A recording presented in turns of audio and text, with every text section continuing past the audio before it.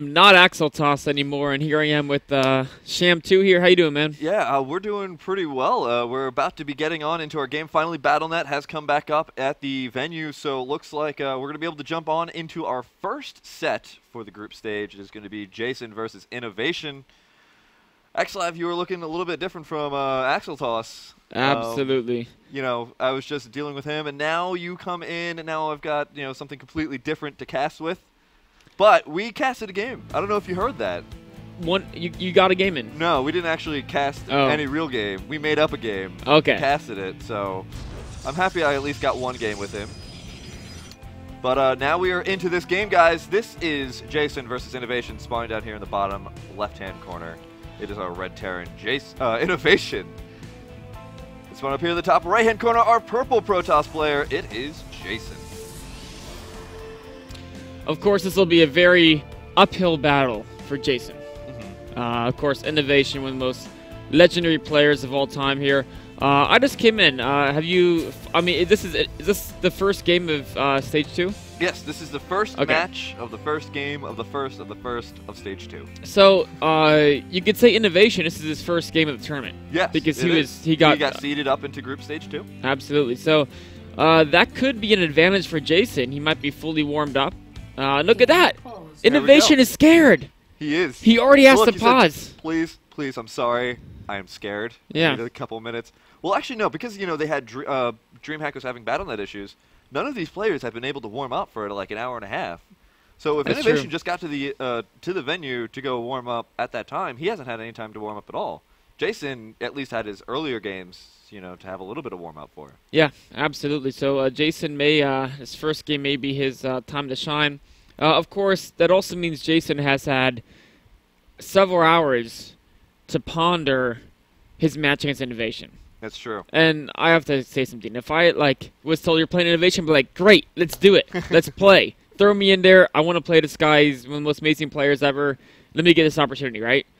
Then they're like, wait a minute. You got to wait a bit. And then you're sitting there for like 2 hours, and you're like, oh, man. I gotta play Innovation. Setting in. Yeah. But then you realize one thing. Innovation has no idea what your builds look like. But That's you true. know what Innovation is all over? Like YouTube and everything. You know, there's videos of Innovation up on YouTube/official MLG SE2 that you can go watch. And now you can understand a couple of his builds. And now you're in a little bit of an advantage. You can snipe one or two of Innovation's builds like Maru did in the finals. Yes, absolutely. And maybe Jeysen's going to go 2-0. Maybe this is going to be another ridiculous upset. We'll have to see. Looks like Innovation is going Command Center first. Of course, Whirlwind is probably the most popular opening right now. Very strong opening. There's really nothing that hard counters the Command Center first. The only reason some Terrans don't do it is because it denies them the ability to really harass and kind of have fun with their opponent. But if you're like, you know what, I don't need to go harass them. I don't need to get that small chance to get a lot of damage early. There's no reason not to go Command Center first. So if you love the macro game, play like Innovation, one of the most solid openings out there. Jeysen himself going for a very standard build, going for Gateway, Cyber Core. He's got 4 guys in gas. Actually, now only 3 guys. There we go. Now we have 4 guys in gas. Going to get that Mothership Core out, as well as the Stalker and the Warp Gates as soon as possible. And just, you know, possibly do a little bit of harass, poke in here and there. Early harassment from Protoss doing this style. He could possibly be going for the Zealot Stalker Mothership harassment. We could see that there's no Zealot yeah, on built. the way. So. Yeah, and I think I'll probably just go for the Nexus as fast as possible. It's kind of like there's a couple different ideas of Protoss. One is, you know, you get that the Nexus out at about 21 supply. Oh wait, look at this. As I was saying that, we've got oh, sneaky Jeysen. Yeah, absolutely. Jeysen's being very tricky. This is, of course, almost for sure a DT rush. I don't see. Well, it could be a blink all-in, but why would you blink all-in Innovation on Whirlwind, right? There's like, how are you going to get to the main? There's like, you know, maybe 2 jump spots that you're going to be able to take abuse of, but even then, it's not that great. But DTs, he's also going to have a little bit of an uphill battle because now there's going to be 2 orbital command centers. They're going to have more energy. Yes. Because the one was up a little bit earlier, so it's going to be a little bit difficult to deal with those scans if Innovation does save his energy. Now, he does have that SCV that got in there. Got some pretty good scouting off, too. Yeah, no, I think he saw the Nexus, and the question is this is, oh no, he saw the probe going out to build a Nexus. He didn't see the Nexus being completed, and it's one of those things where it's like, this is an amazing build, the CT rush, against 99% of people, because they see the probe going out to build a Nexus, or even better, they scout the Nexus itself, and you're like, oh, he's just doing a 1 gig expansion. But Innovation is the guy who's like, wait a minute. He's sending to, his probe to build Nexus at the 5:15 mark, 5-minute mark. I kind of feel that he's about 40 seconds too late on that. There's something funny going on, and look at that. He's already got the eBay on the way. We could see fast upgrades, or we could see that he's already read the possibility of a DT rush just by how late that Nexus was. Not only that, but he didn't see a 3rd pylon either. Yes. And at the time that the SCV got in there should have been a 3rd pylon underway. The 3rd pylon was being proxied to make the Twilight Council and the Dark Shrine. So you might say, there's a pylon missing, there's a really late Nexus, and there's only 1 gateway. There's got to be something coming up behind this. Absolutely. And he is throwing down the missile turret. Yeah, he just scanned the main base of Jeysen. He saw that there was 2 gates in a forge, but not too much else. So he's definitely very, very suspicious right now. There's the DTs. He sees him. Oh, the missile turret just comes up just in time. Wow. And he didn't have a scan either. So one of the things that happens when you go for this double CC build is that your energy is actually completely synced. Yes. Which means if you drop double mules, you're not going to have a staggered energy of maybe 30 on your other command center. You're going to have 0 on both of your command centers. If you don't have detection, you're going to be in a world of trouble. Absolutely. We were talking about the start, maybe Innovation. It's his first game of the tournament. They've had a couple hours of downtime. It's possible that he'd be a little bit off his game. But that missile turret timing was just so spectacular. There goes the DT then. He's going to take out his pylon as well. Now Jeysen's like, this isn't good. Like, my entire plan, it's not like he's dead, because this is actually a pretty solid build. He still has map control. He can still run DTs one at a time. Make sure he always has the Watchtower in the middle. Make sure to delay this Marine push as long as possible. But if you look at the worker count, it's about even. And ideally, Protoss is up by about 3 to 4 is more typical. Mm-hmm.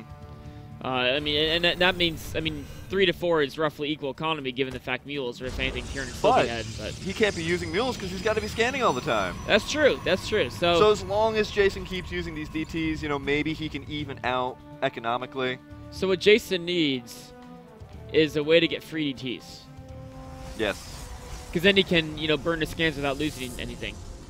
But DTs cost a lot. Yeah. And it's going to hurt him in army. So absolutely, it's a nice little trade-off that he's going to have to deal with. He's going to need a little bit of innovation in order to take this match. I see what you did there. We'll see. I went for the incredibly obvious pun. Yes. We'll see if there's any innovative techniques here from Jeysen going for the Templar Archives. I like that. If you're even a little bit behind his Protoss, going for Storm is almost always the right move to try to get back in a game. And Innovation, though, he's got this sizable force in the middle. He's taken some good map control. He has Stim Pack done, working on combat shields. +1 weapons is almost done. Jeysen has done, actually, I should point this out. He's done an amazing job chrono boosting his forge. He got his forge after the eBay of Innovation, and he's already a little bit ahead in upgrades. You can see the timing. He's working on a 2nd upgrade now. They both are, but he's actually ahead just because he's been so on top of those upgrades. So he's spending a lot on his technology right now. Now here comes a nice little mothership cannon, or mothership core cannon that's going to be able to save off a little bit of that aggression.